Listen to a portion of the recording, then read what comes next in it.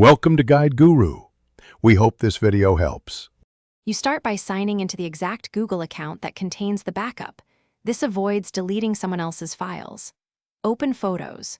Google, Com on desktop or the Photos app. Desktop gives clearer batch tools. Once there, make sure device backup is off in settings so nothing new uploads while you delete, otherwise items can reappear. Now, view Albums and Library to identify backed up photos and videos, picking by date or folder speeds the next steps. Now select the items you want removed.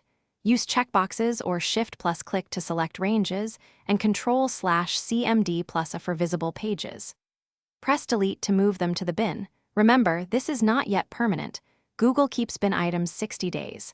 Before you empty the bin, inspect for duplicates in Google Drive or device folders and remove those too. Otherwise, they may reintroduce backups.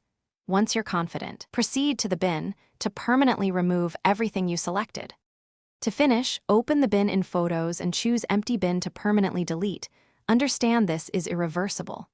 Once emptied, sign out and sign back into your Google account, then check Storage and Photos to confirm files are gone. If deleted items reappear, clear cache and app data, wait up to 24 hours for sync, and ensure no other device is still uploading. If problems persist, disable backup and sync across devices before repeating the deletion process. Thanks for watching. Consider subscribing if we helped you today.